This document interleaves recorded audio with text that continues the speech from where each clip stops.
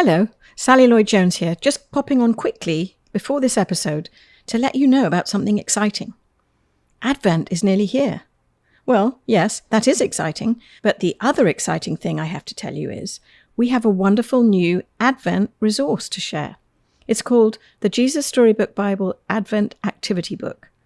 It's sort of like an Advent calendar, except, no chocolates, but it's filled with other treats like games, crafts, recipes, songs, ornaments, activities for every day of Advent, and a story to read from the Jesus Storybook Bible. So the Jesus Storybook Bible Advent Activity Book will take you and your family on a wonderful journey through the Bible, leading you from the beginning in Genesis all the way up to Christmas Day and the birth of God's promised rescuer. I hope you'll love it. It's available now wherever you buy your books. Thank you. Gratefulness seems to be such an important kind of key to unlocking the door to contentment within the New Testament, is actually having gratitude for those things that God has given you and ultimately for what He's given us in Jesus. Welcome to the Jesus Storybook Bible Podcast, a place where we remind you that grace can rewrite any story, that hope shines a light through our darkest moments, and that God's love changes lives. Here's your host, New York Times bestselling author, Sally Lloyd Jones.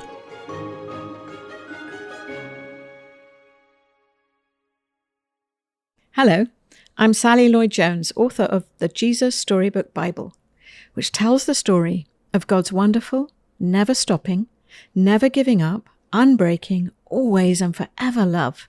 Welcome to the show. It's Thanksgiving week. As a Brit first coming to the United States, I couldn't quite believe that a whole holiday could be centered around being grateful. It struck me as so beautiful, and it still does.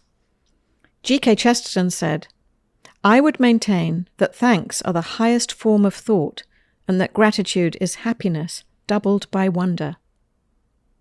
Meister Eckhart said this, "If the only prayer you said was thank you, that would be enough."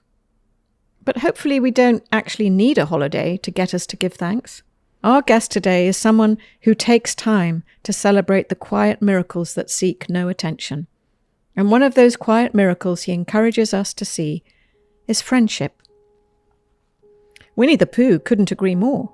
Here's what Winnie the Pooh said: "A day without a friend is like a pot without a single drop of honey left inside." And here's another one from Winnie the Pooh. "It is more fun to talk with someone who doesn't use long, difficult words, but rather short, easy words like, 'What about lunch?'" And here's E.B. White and Charlotte's Web. "Why did you do all this for me?" he asked. "I don't deserve it. I've never done anything for you." "You have been my friend," replied Charlotte. "That in itself is a tremendous thing." Our guest today shares with us how he has experienced the profound impact of deep friendships in his own life. Nathan Tasker is an Australian singer-songwriter and a storyteller who weaves his personal journey of sorrow and doubt, hope and expectation into songs that reach far beyond his life, compelling listeners to long for their one true home and their one true friend who will never leave them. Nathan is filled with gratitude and wonder, and yet his journey has not been easy. He has experienced devastating loss and grief, and yet, even in the midst of sorrow and tragedy, he has learned the incredible power of gratitude. As we know, gratitude doesn't come naturally to any of us. We have to work at it. We have to practice it. And Nathan and his family practice gratitude, and you can tell. Because, as you'll see, he's just filled with joy, and generosity, and kindness, and humility. Nathan and his wife Cassie are also my dear friends. From the moment we met, we bonded over art and being expats and our love of coffee, and also, thanks to their courage and disarming honesty, we immediately connected on the deepest of levels. They are some of my favorite people. What a gift they are. I don't see them nearly enough, but as Thoreau said, "Nothing makes the earth seem so spacious as to have friends at a distance. They make the latitudes and longitudes." So without further ado, please welcome my dear friend, and now yours, Nathan Tasker. My name's Nathan Tasker, and I am coming from Nashville, Tennessee, although originally from Sydney, Australia. I'm a singer, songwriter, and a speaker, as well as a worship leader. I'm married to Cassie, who is also from Australia, and we have 3 kids, Theo, Archie, and Olive, 2 boys and a little girl on the end. So life is extremely full, very busy, but really good. Growing up in Australia I had a really great childhood. I was extremely fortunate to grow up in a Christian home, which doesn't sound like a big deal when you live in Nashville, Tennessee, but in Sydney, Australia, very few people go to church on a Sunday. I think it's down to around 3% of the population go to church on a Sunday. So to grow up hearing the Bible read to me, praying at night, watching my parents attempting to live as followers of Jesus was really impactful. I started to listen to Christian music, and I was listening to real old school Christian music like Mark Hurd or Rich Mullins, obviously Keith Green, Randy Stonehill was massive, Larry Norman. And all these people were kind of influencing me and showing me what it looked like to pursue music, but to also be able to sing and speak about things that are really important at the real guts of life. And that's kind of what started me on the road of writing my own music, attempting to play their songs at different venues. So as I was playing music in all these different environments, I was still very young and still enjoying, going to the beach and hanging out with friends. I'd started a university degree, which I wasn't putting a lot of energy into, to be really honest. And to my best friend at the time, his name's Greg. Greg would often come with me and tour. He realized how lonely it was being out on the road. He was an incredibly wise and kind and gracious person. And so we spent all this time driving around in the car, going into outback New South Wales and just driving miles together, talking, spending time just really, growing very deep in friendship. When I was 22, though, Greg was killed in a car accident. And that, really turned everything on its head for me. I had deferred university at that point, and I was about to go back and really thought to myself, I don't know if this music thing is what I should be doing. I just need to get a normal job, etc., etc.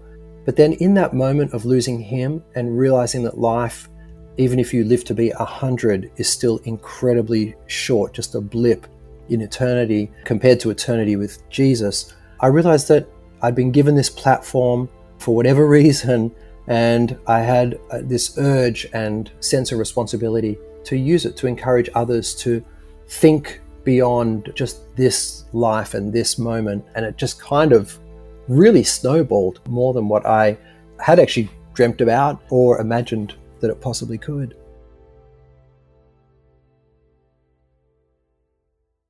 My little daughter, actually the other morning at breakfast time, she said to me, Daddy, when we go to heaven, will I be able to meet Greg?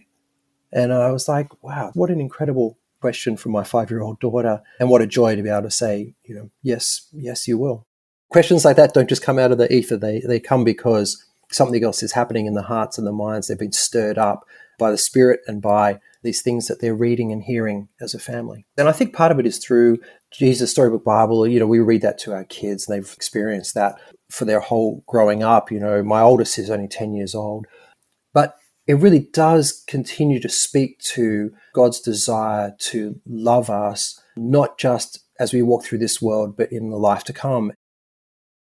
We go way back with Sally. We had the incredible privilege of meeting her in, I think it was 2011. We actually ended up having coffee together, the 3 of us, Crema Coffee downtown in Nashville. And we got to chat and kind of meet each other and hear each other's stories as well. And I think there was a real kinship in that first meeting.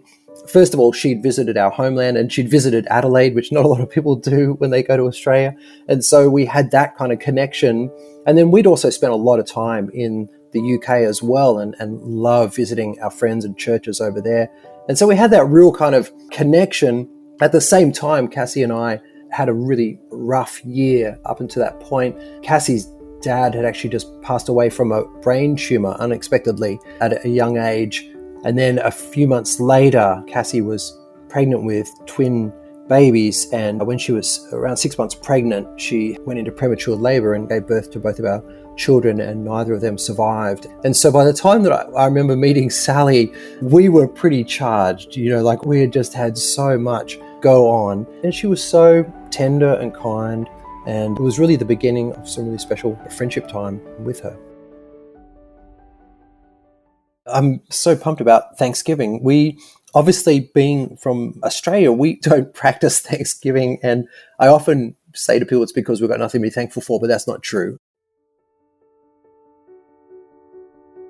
Coming to America and having a period of time, like a weekend and a day really devoted to this idea of Thanksgiving, thankfulness, is really interesting to me.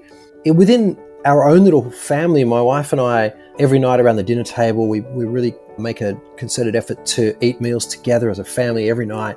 And one of the things we do is go around and ask our kids, and we share as well, about what we're grateful for in that day.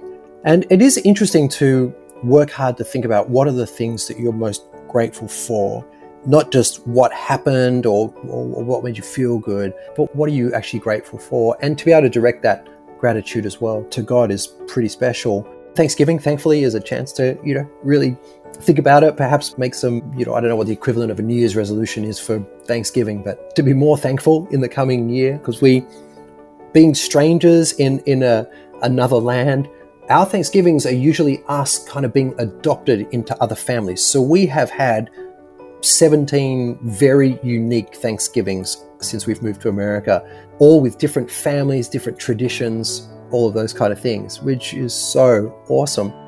So that's what Thanksgiving has looked like for us over the years, everything from that to getting to celebrate with dear friends in New York and all over different parts of Nashville and all different little family bubbles that we get to be invited into. It's a very generous time with friends, I guess, that they would invite us in. And that's a really special thing.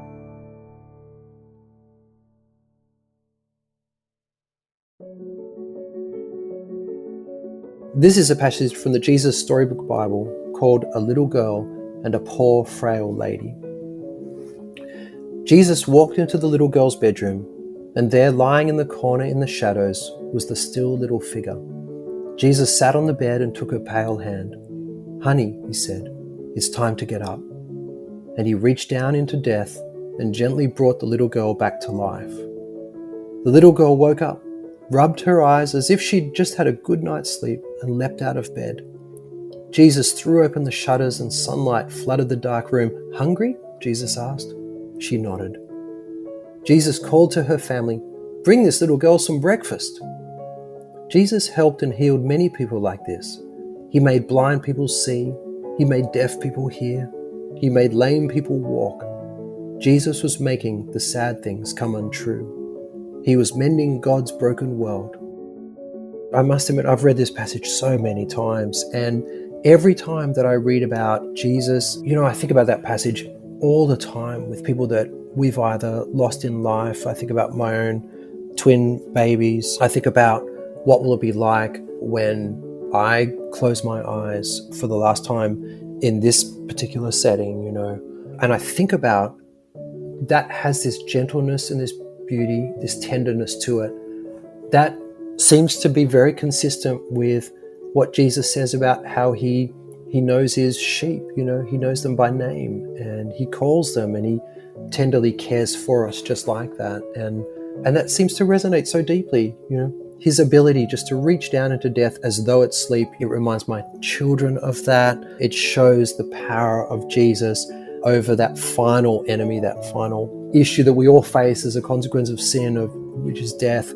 To see his power and to be so tender. What incredible writing, to be able to express it like that a child can understand and could make a grown person like me weep each time that I read it.